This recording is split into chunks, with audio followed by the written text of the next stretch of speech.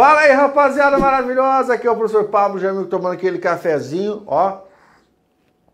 Tô até com meu roupão aqui, porque hoje eu resolvi trazer um conteúdo diferente para vocês. Que conteúdo é esse? Uma lista, a galera se amarra em lista e hoje vai rolar uma lista aqui no meu canal. É a lista com os 10 livros mais difíceis para a leitura. As 10 obras que mais dão trabalho para você ler aí no conforto da sua casa. Seja você um leitor ávido ou uma pessoa que tem medo de leitura, vale a pena assistir a este vídeo até o fim para você descobrir um pouquinho mais desses livros. O Carlão vai rodar a vinheta e eu já venho para falar para você sobre cada um desses livros. Bora lá, roda a vinheta, Carlão!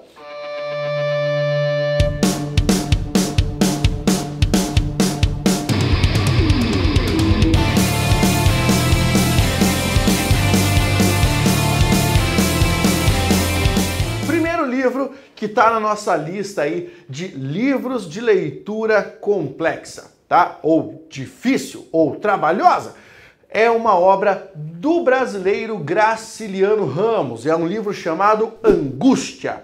Angústia é uma obra extremamente densa, psicologicamente complexa. Você tem lá a obra em que o protagonista é rival de um cidadão chamado Julião Tavares, porque este cidadão aparentemente, entre aspas, rouba uma menina por quem ele era apaixonado. Esse cara era um servidor público extremamente muquirana que enterrava dinheiro e esse cara passa a obra toda pensando nessa menina que ele achava que dava bola para ele e de repente começa a namorar esse tal de Julião Tavares.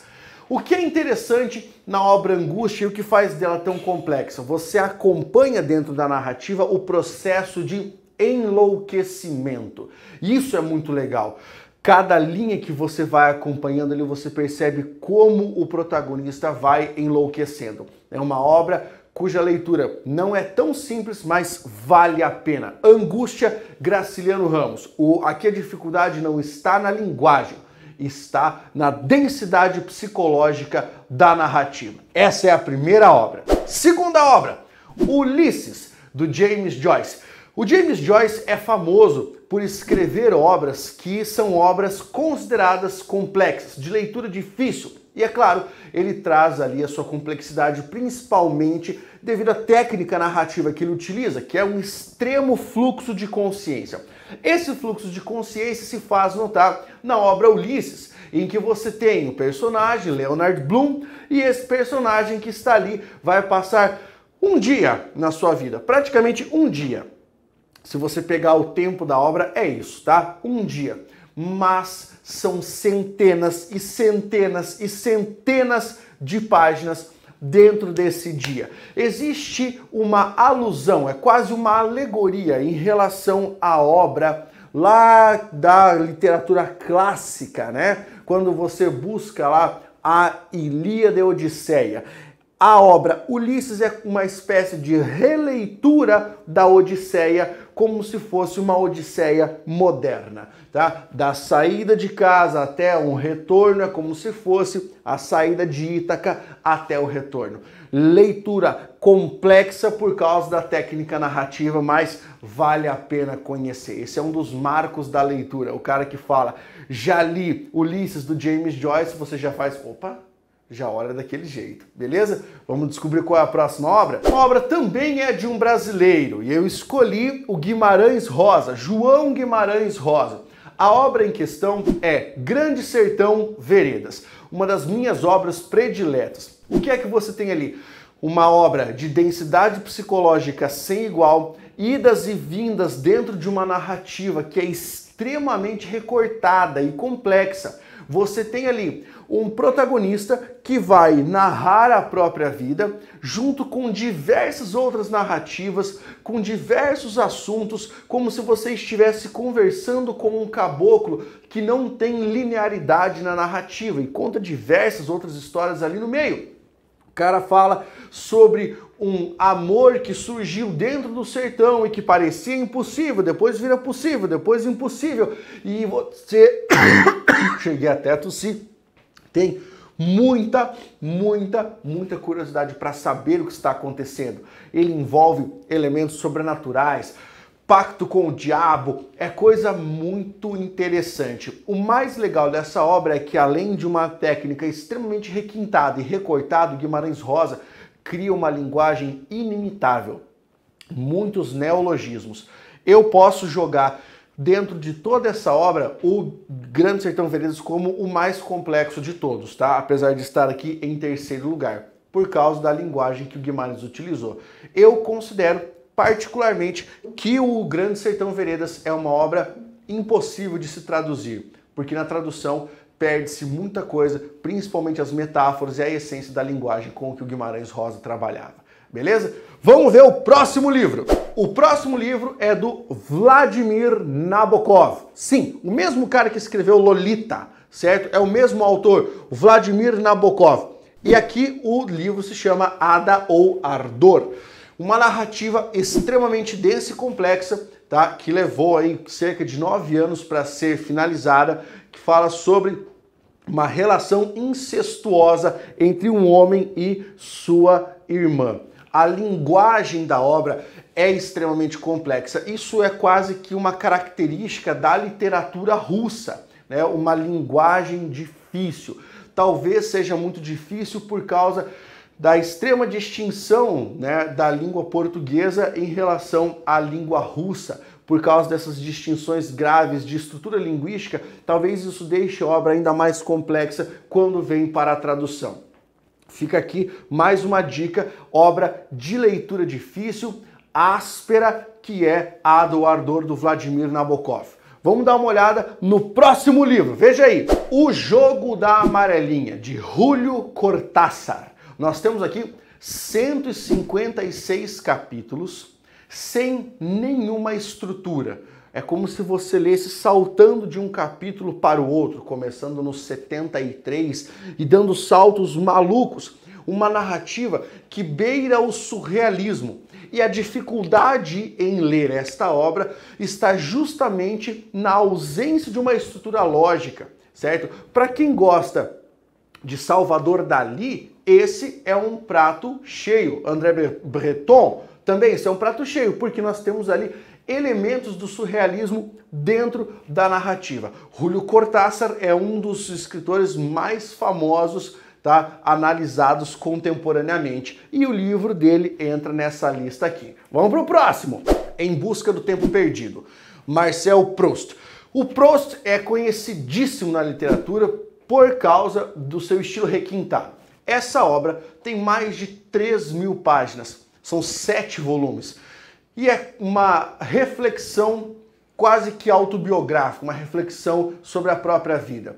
Linguagem densa, técnica narrativa densa, livro extremamente longo. As primeiras 80 páginas são quase impossíveis de se compreender. Pablo, mas por que você está recomendando livro difícil, cara? Vai se catar que é livro fácil. Não é o que eu estou recomendando o livro, estou dizendo para você, tá? E o porquê desse livro ser complexo. E outra, quando você tem um texto que é considerado complexo, ler é desafiar-se ao mesmo tempo. Esse livro do Proust está ali, ó, quase pegando o primeiro lugar em dificuldade de leitura. Veja o próximo. 2666, de Roberto Bolaño. Não é o Roberto Bolanhos, não é o Chaves, tá? Roberto Bolaño escreveu uma obra com praticamente mais de 1000 páginas em uma analogia em relação a uma cidade fictícia à cidade de Juárez. Nós temos aqui uma narrativa, né, que retrata a violência, que retrata os horrores cometidos em crimes dentro das cidades. São tantas cenas de violência e assassinatos em sequência que se torna quase indigesto para o leitor em determinada parte da obra. Esse texto não era para ter sido um romance, mas os filhos do Roberto Bolaño transformaram em um romance um agrupado de obras ali que ele escreveu. E se transformou nessa obra aqui, que está na nossa lista em 7º lugar. Veja aí o próximo livro. Os Cantos, de Ezra Pound. Essa obra é, vamos aqui, um representante dos poemas, tá? Ezra Pound coloca muitas línguas dentro dessa obra. Chinês, latim, italiano, e nós temos temas que se atropelam, são temas fugazes, de difícil conexão. Além de diversas linguagens, você tem muitas analogias dentro do texto que não são extremamente claras. Então é uma obra extremamente desafiadora por causa da dificuldade de alinhavar os versos. É como se você tivesse uma colcha de retalhos e tivesse que exercitar a mente nesse processo. É muitíssimo interessante, mas dá trabalho um pouquinho mais ainda por ser uma divisão em versos, beleza? Qual é o próximo livro? Olha lá! Cristo versus Arizona. Aqui temos um representante de western, né? Que é aquele tipo de história de faroeste. Quem escreveu essa obra? Temos aí Camilo José Cela. E essa obra aqui é curiosa porque ela não tem ponto final. Tem um ponto final, quando acaba a obra. Uma obra que vai trazer ali relatos de crueza, de violência, certo? De uma sociedade fulcrada nesses valores de violência e criminalidade, né? Principalmente de resolução de conflitos à força. Essa é uma obra cuja técnica narrativa é complexa e veloz e exige de você uma velocidade na leitura, haja vista a ausência de pontos. Por isso, entra aqui como um dos 10 livros de leitura mais complexa. Vamos agora ver o último livro. O último livro não podia ser de outra pessoa, senão do James Joyce. O James Joyce finalizou a escrita do Ulisses e começou a escrever Finnegans Wake. Finnegans Wake, uma obra que tem ali suas 600 páginas, mas levou 20 anos do James Joyce. 20 anos para que pudesse ficar pronta. Você tem ali neologismos demais, uma estrutura esférica da obra com uma narrativa extremamente complexa. Disse que ele teve que eliminar 15 mil páginas para condensar a obra em 600, 630, algo assim. Finnegans Wake também tem a estrutura narrativa na técnica do fluxo de consciência, que ainda dá mais trabalho. Por quê? Porque você não tem o tempo extremamente bem definido. Ele tem um tempo muito volátil, então você tem que prestar muita atenção às transições de cena dentro da obra.